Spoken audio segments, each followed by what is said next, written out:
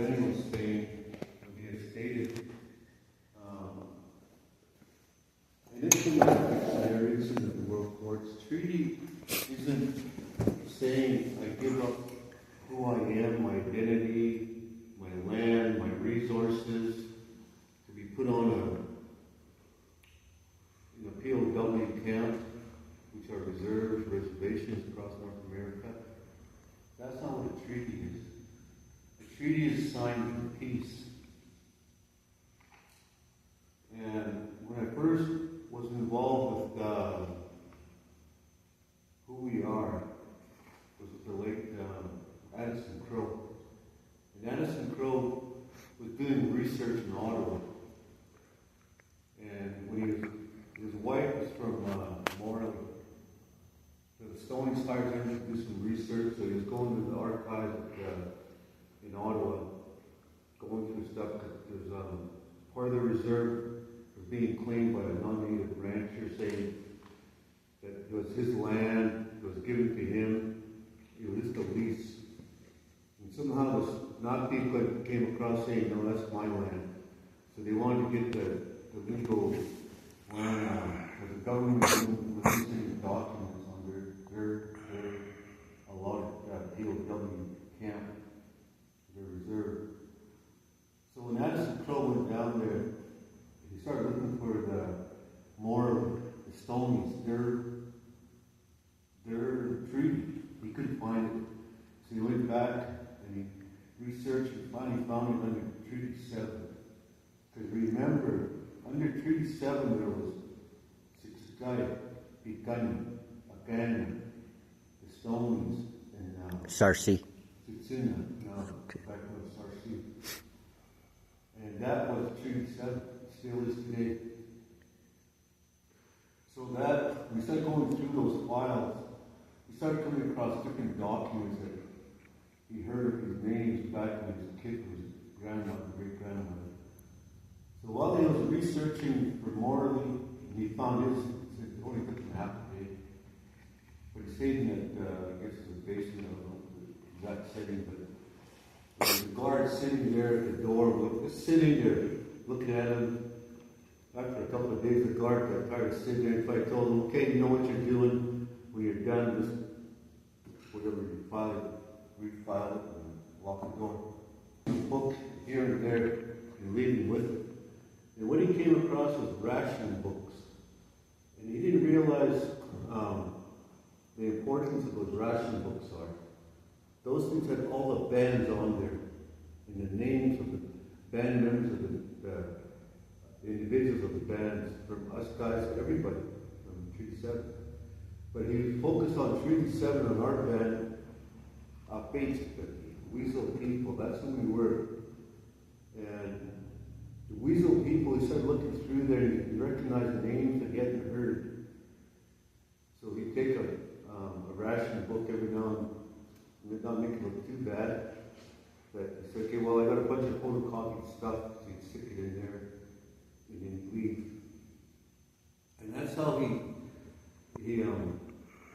started becoming more knowledgeable of who we are.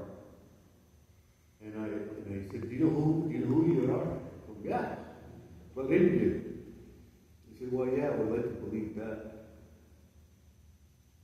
He said, so then he went through the whole process of sharing with us on why it's important about identity, true identity of who you are.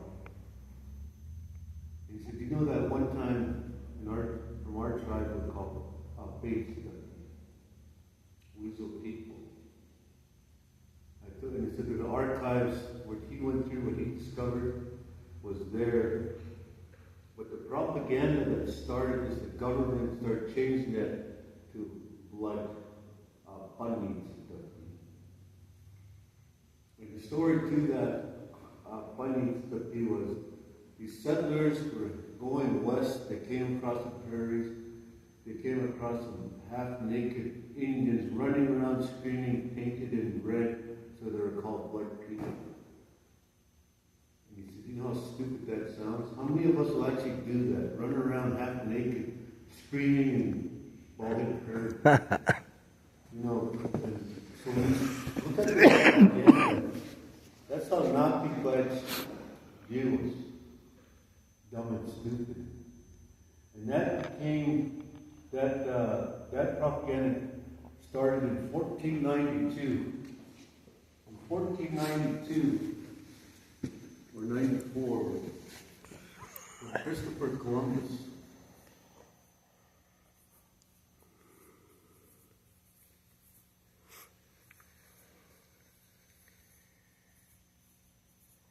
Said he was looking for a shorter route to India. And he came across, he landed on this piece of land, and said they're looking for India, so they called them Indians. That was 1492. That's in the history books. But when you Google it, when did India become a country? India didn't become a country until 1664. Then it became India.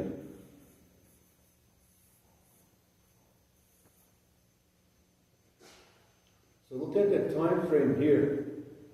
We couldn't have been looking for a different route to India, because India wasn't even a country, it was Hindustan. And this is right in front of us. But we don't understand why if you don't understand that, you'll take it for granted. The same way we don't question things that are fed to us. Where's the validity to what is fed to us, propaganda? We take it as it is. We don't question why. We're conditioned. We're conditioned to take and accept what's ever given to us and say, oh, you guys are third, fourth, fifth class citizens. You guys don't belong. You guys don't understand, because India, the interpretation is Los Indios.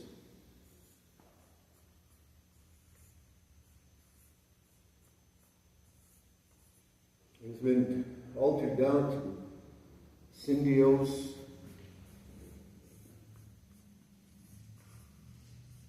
Indios, to Indian.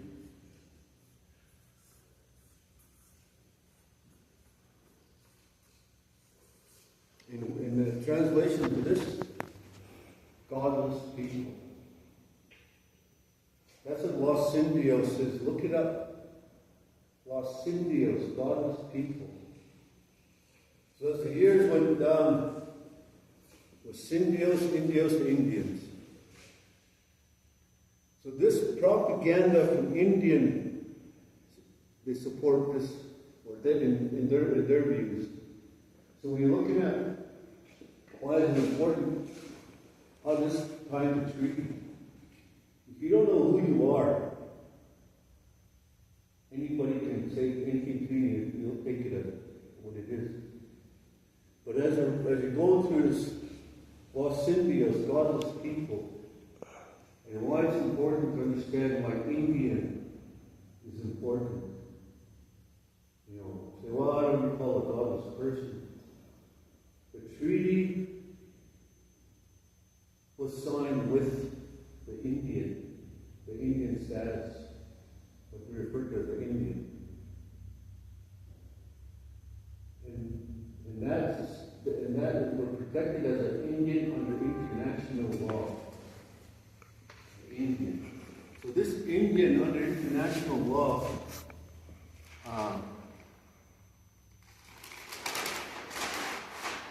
the Indian here is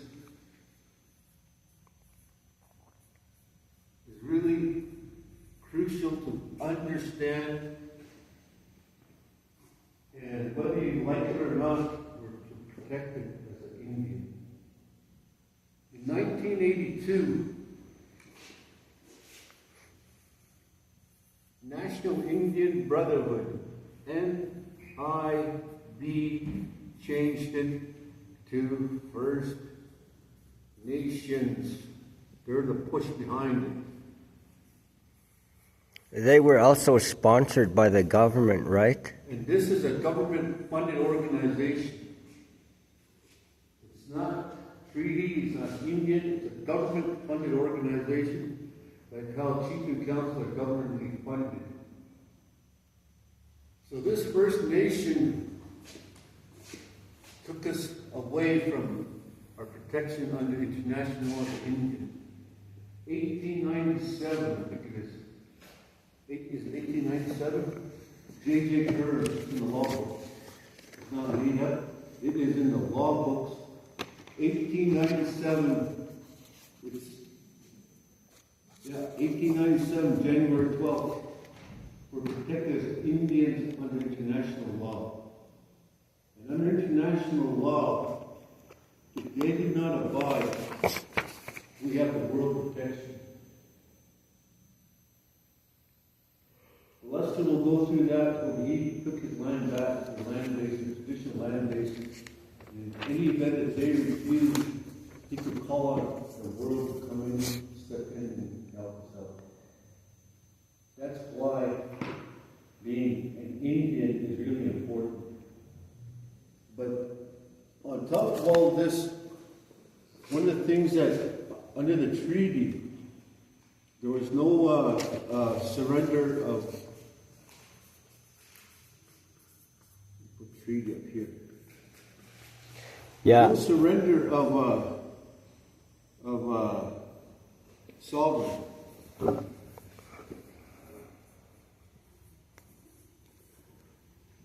There was no surrender.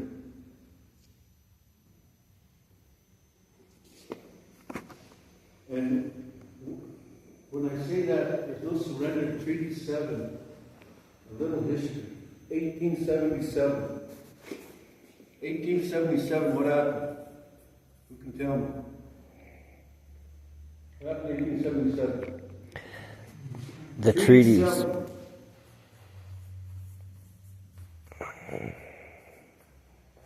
Treaty 7 was never ratified.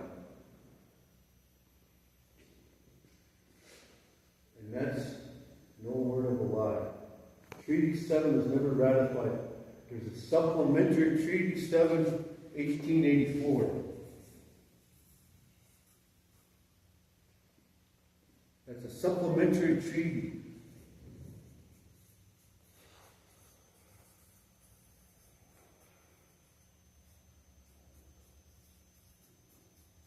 Supplementary Treaty number 7, 1884. And the research that was conducted, he was a master's on it, Stan Knowlton from Pete Gunny. He has the original documents, and the same thing, except he didn't go to Ottawa, he went to the Glenville for information.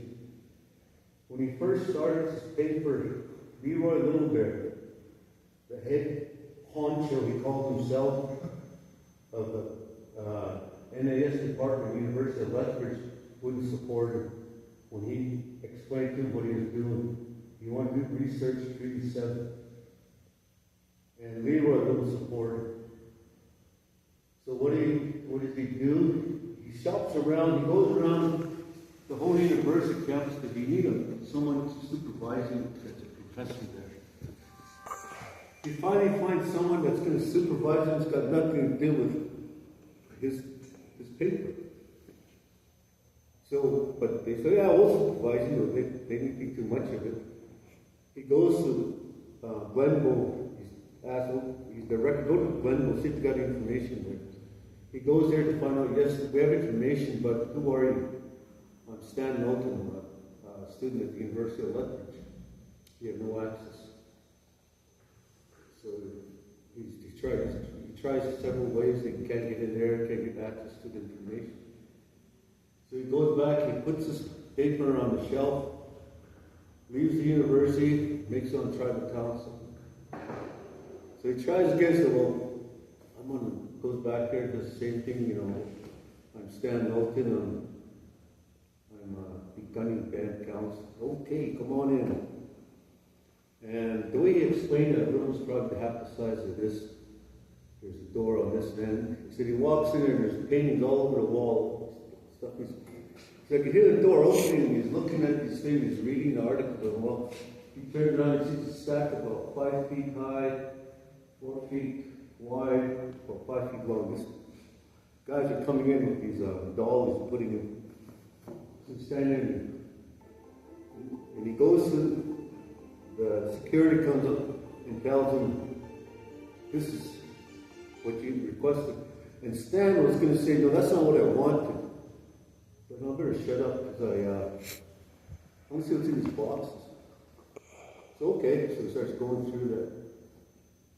And the documents that he came across are documents that were sealed in plastic. And he said, I opened them, and whoever sealed them, you could still smell that they must have been smoking a pipe or something. It still had that tobacco smell on it. So he's looking at, these are documents from the 1884 treaty. And then so he's reading them, he's looking at it. That treaty of 1884 was a directive from Johnny MacDonald, the Premier, or the Prime Minister of Canada at the time, to David Laird and Colonel MacLeod. Fort MacLeod, they're telegraphing back and forth. That was a long process. You have to wait for the telegraph to go and decipher it and pass it on or whatever. So when that thing was going through the back and forth thing, Johnny MacDonald gave a directive to David Laird or Colonel MacLeod. We need that treaty signed. 1877 treaty was never ratified. It was damaged while they were taking it back across the ocean. So Colonel MacLeod reminds Johnny MacDonald, well, whether it was ratified or not, that was an illegal document.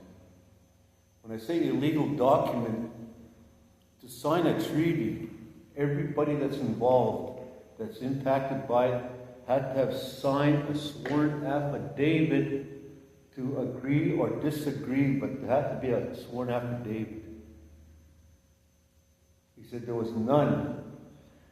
And he said everybody knows that 1877 treaty in Suyok Blackfoot Crossing was this with the chiefs, or headsmen at the time. And he said that was illegal. It had to come from a consensus of the people, not one individual. He said even at that, the stroke of the pen or feather, whatever he used, was questionable. Because back then, no one knew how to write. So when you start looking at these, like the wheels start turning, okay, well then, where do we go with this? Why is this important? Okay, the sworn affidavits, there's no sworn affidavits for one, so it's an illegal document. Two, who authorized the paper to go through? And that was the questions that were being kicked around, and he was asked questioning it. So, well, I didn't know what I was going to do with this paper, but it had all these documents. So as he's opening these folders, it comes really clear to him what, well, not what he read. A lot of the questions that we have. What is the treaty? Why is the treaty important? And he said that the treaty is a peace agreement. It's not a land surrender. It's not identity surrender. So through Stan's research, he's got 3 questions. Show me the sworn affidavit that we gave up our sovereign rights. Nobody ever gave up their sovereign rights. Show me the certificate of citizenship in Canada that gives them the right to use their laws on us. They can't even prove that. So, as Stan is explaining and walking us through his paper, I wrote my paper on traditional bands. The traditional bands were the ones that were on those ration books. And all those ration books, Sky has them, we have them, Picani has them, the Stonies and the Sarsi have them. Those bands that were on there, all the names of the family of Edmund or whatever the household, and the number of kids or whatever they have on there. When they pick up their rations, they open the book, who are you? What number do you have? Don't ask them, what number do you have? Remember, you're just a number. Okay, all right. You check it off, you pick up your rations, and you leave. A simple process. So when Addison Crowe first introduced those ration books, Stan found some of his stuff, the documents in Glenbow. So as this is rolling along, we start questioning this 1877 treaty. That's what we're being governed by. Why? Because Canada is a corporation. A corporation cannot make treaty. It's illegal. So they got to use that propaganda to say 1877 treaty because it's too sovereign. The Crown and us guys, gates of black people. That's binding in the sense of a treaty, a legal treaty. But when 1884 treaty was made, Johnny MacDonald promised the settlers or squatters, whatever you want to call them in Canada, he was going to connect the east to the west of the railroad. And who was in the middle? We were. So in order to make it his campaign promise a reality, he needed something on paper to make it, call it a de jure, a de facto government, an illegal government, to say it was good, that they can do at whatever force to make that campaign promise go.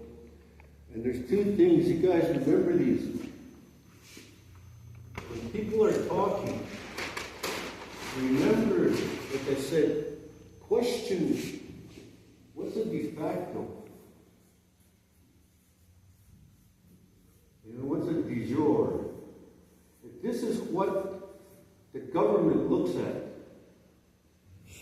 you got to understand their terminology so you don't get sidetracked.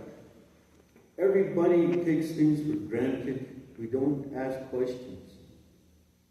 Just like the term God. Everybody says God, oh man, God. The interpretation of God, let evil take its course. That's the interpretation. I didn't make that up, Lester didn't make that up, but they found out in the first writing of the Bible, first edition, that was left out, but it's stored in some archive place in the Vatican or somewhere. That's what God means. It doesn't mean student leaves that or created. That's that's what created us. And the creator, the translation creator, well, he who we are. But we've never questioned that God. We start questioning, this is a simple example. When we start questioning those, then you start understanding, well, I wonder what this means. Like, you've probably heard of this de facto government. This thing is illegal.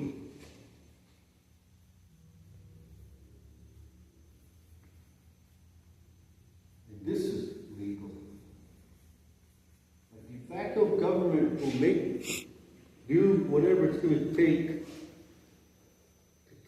whatever they want. And they will make up laws, they'll write laws to cover their tracks. That's de facto.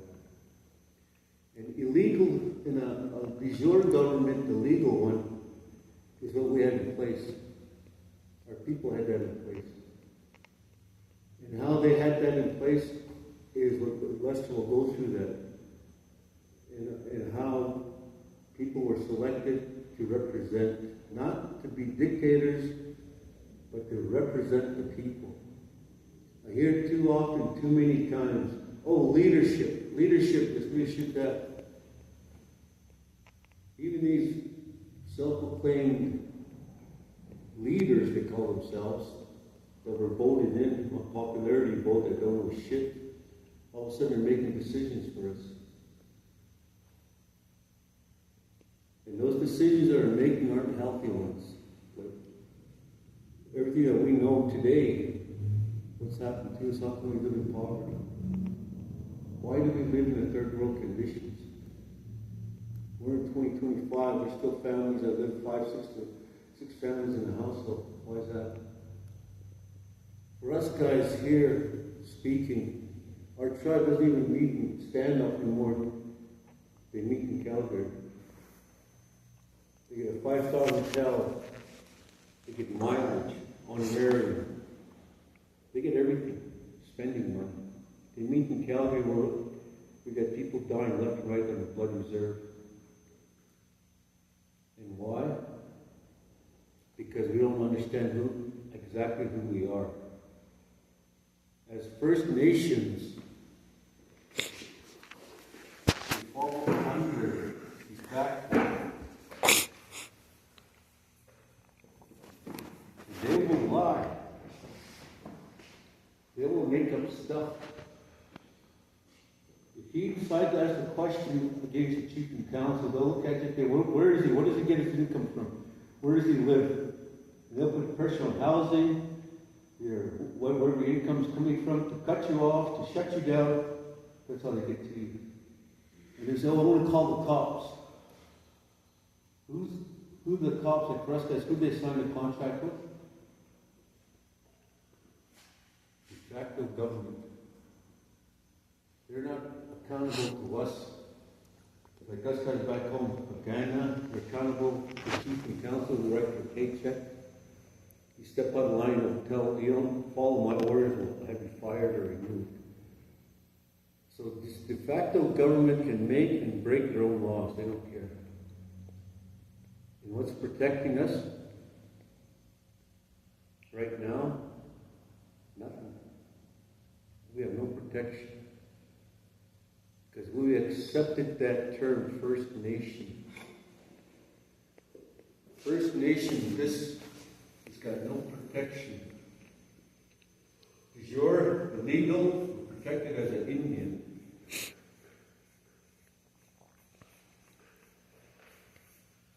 Globally, universally.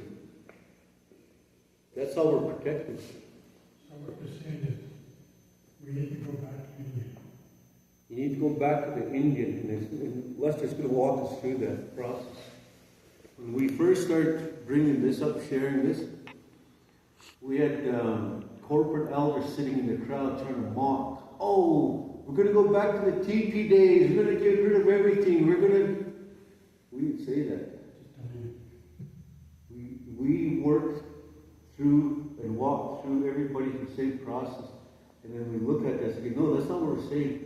We're going to protect ourselves legally by calling ourselves an Indian. That's how we're protected. And we got a lot of corporate elders back in Bloods.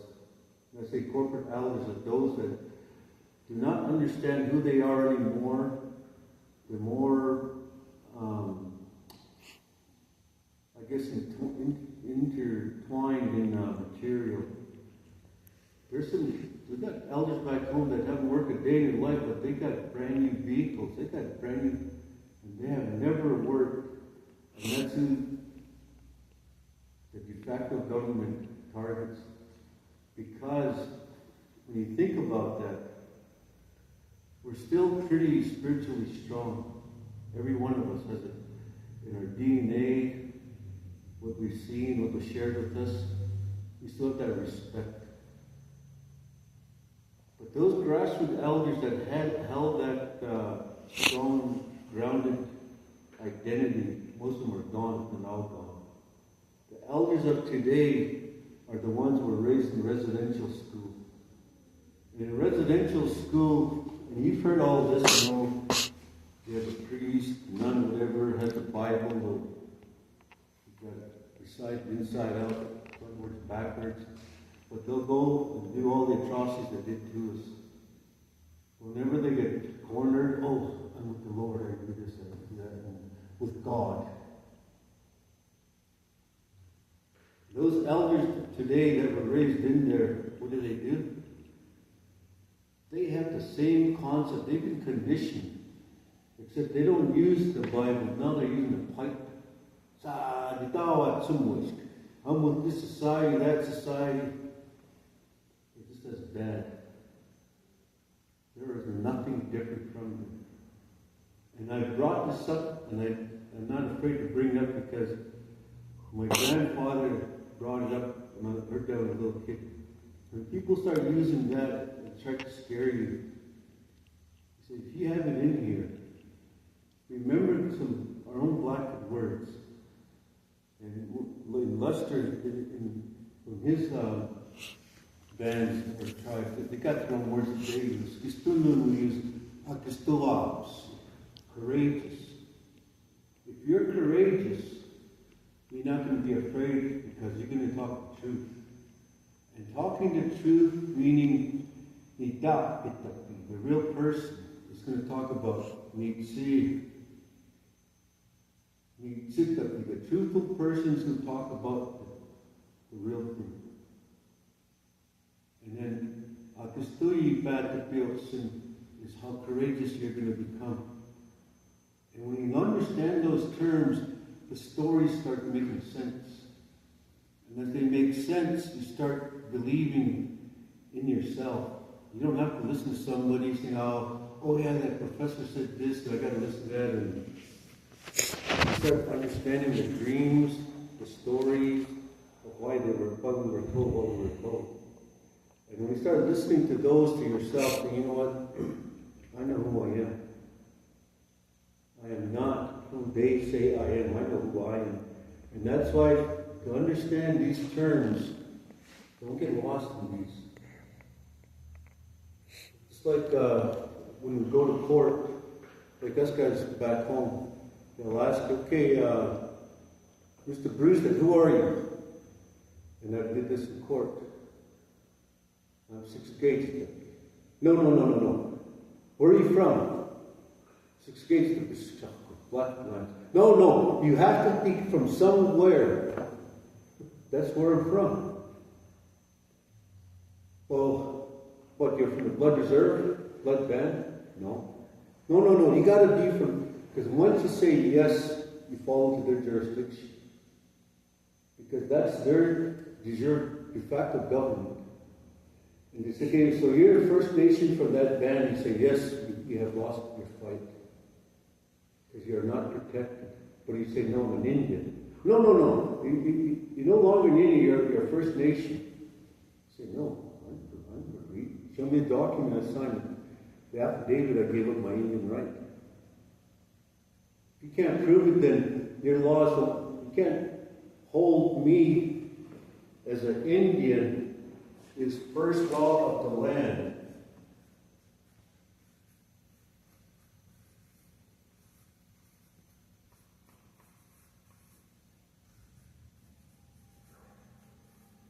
Meaning, Canada is second law of the land.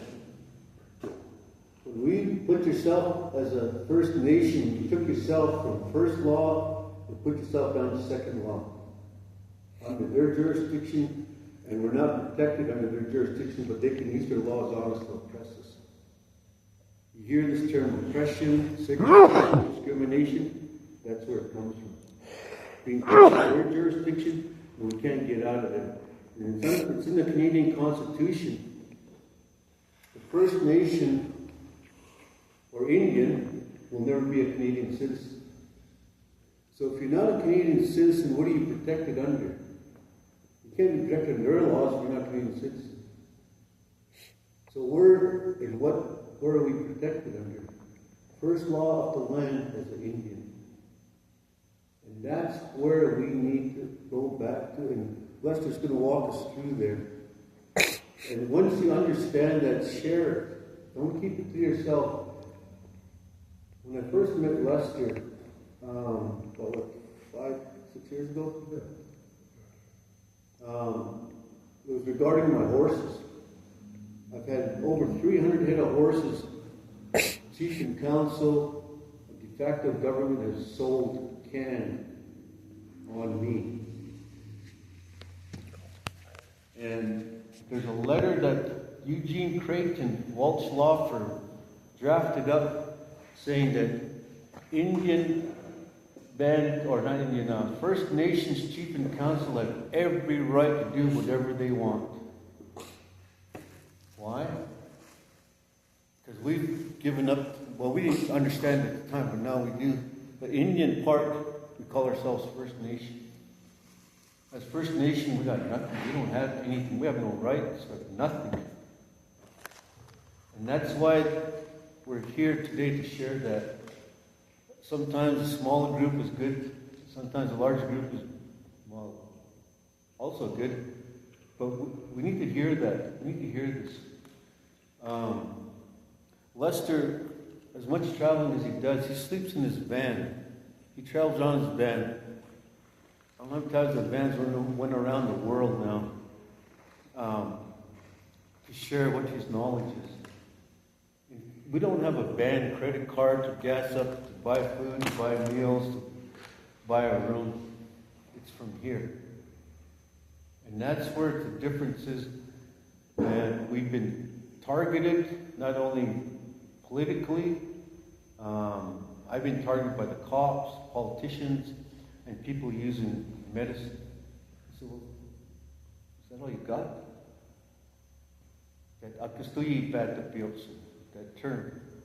Remember that. Courageous person.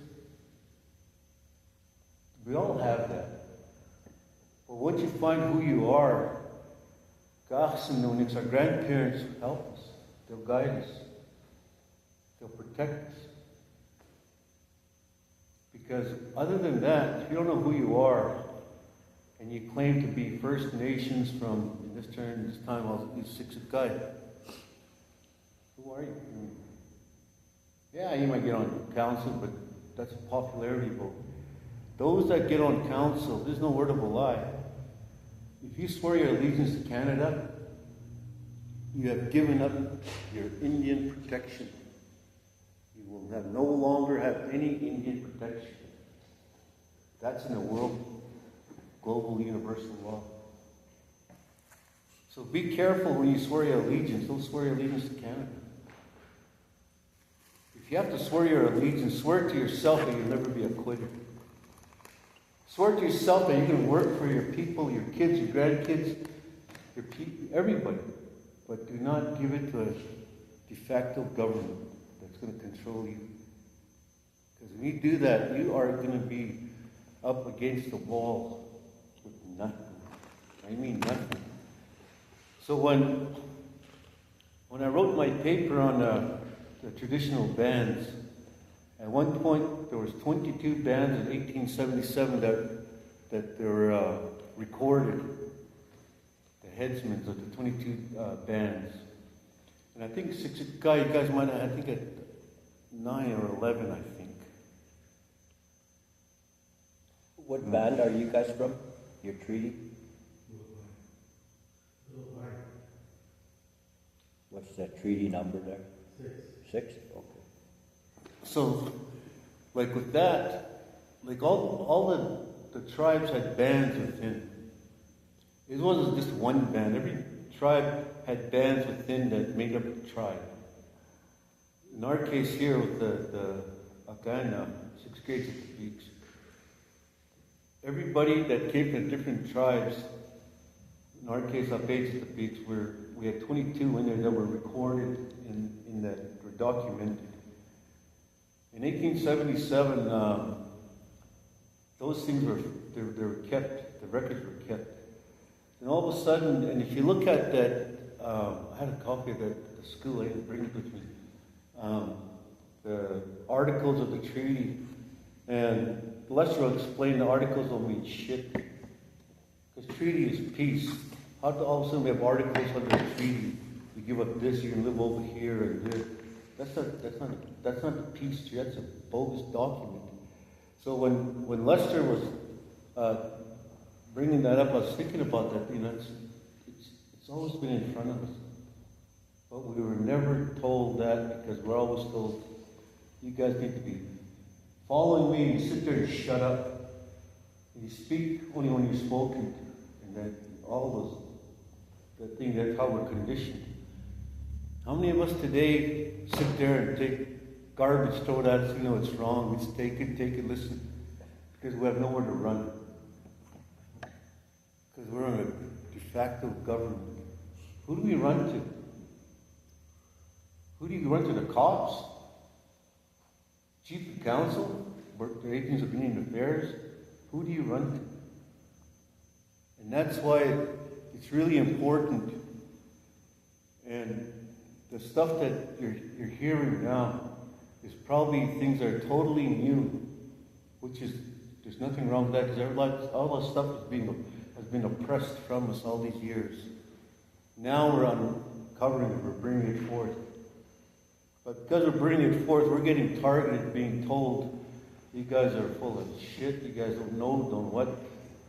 Walsh Law Firm in court, and I'm going to push to get these guys charged for genocide, attempted genocide, saying there was only one ban, always been one ban, referring to myself and everybody else that brought these other bans up, that we're all full of lies and propaganda. When we have the records of the bans through those ration books, that there was more than one ban. There was never a blood ban. In 1934, these bans were legally amalgamated to one ban. That's how we became an Indian Act ban. That's how Six Guy became an Indian Act ban. Big Gunny. The only bans that have a strong hold and that weren't amalgamated were the ones that were like the Stonies and the Sarsi. Sarsi only had one ban, because there's no amalgamation. That's why they use that jurisdictional thing. We're still a traditional band. In the legal sense they are. They weren't amalgamated. The only thing that they don't understand is they're First Nations. And being First Nation does not give you any protection. And because of that, we look at, okay, well, how do we get out of this? I read, after I wrote my paper, there was a missing link. How do I connect these dots? Then Stan's paper, the constitutional argument. There's no affidavits that were signed that gave up, we gave up our treaty rights. There's no Canadian citizenship that the Canadian de facto government has the right to use their laws on us. How do we get out of that? And that's when I met Lester.